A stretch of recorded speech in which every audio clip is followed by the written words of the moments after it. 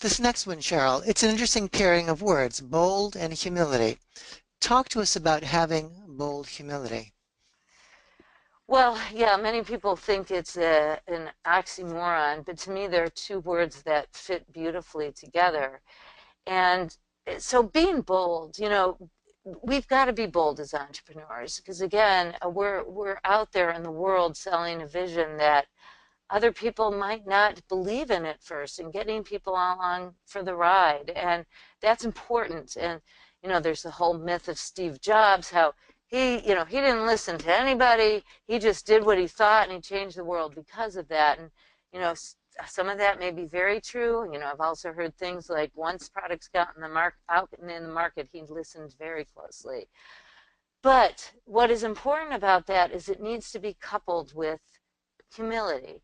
And what humility means is to me is a lot of things. One is that we are now learning, and for the people listening who have been in the Valley, have probably heard of Eric Ries and Steve Blank, who have developed the lean startup concept, which is now taking hold throughout the world because of this brilliant concept for entrepreneurs, which is really using the market to help you learn about how to grow your business. And I love this quote by Steve Blank, who said, "A startup is not a company.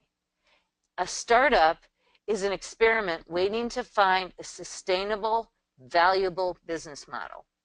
And that is critical for entrepreneurs to understand.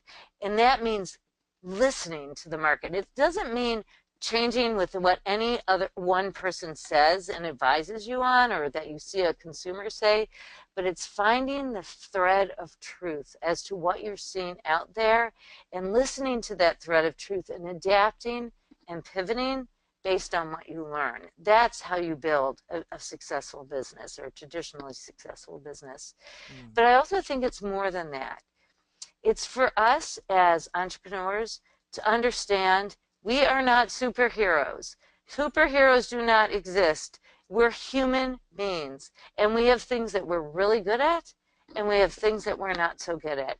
What makes us good is not trying to pretend we're superheroes. It's surrounding ourselves with people that could help us with our blind spots and weak points. Because I'll tell you, going out there for you, those of you who raise money, the first thing that investor is looking for is the entrepreneur and the team that you've surrounded yourself with.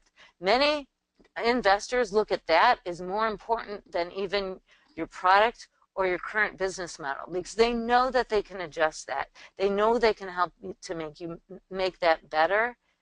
They want to know that you have surrounded yourself with the right people. So you need to be bold and humble at the same time. And it is putting those two words, and it's the tension in the middle of the two words that you can find the beauty of your leadership.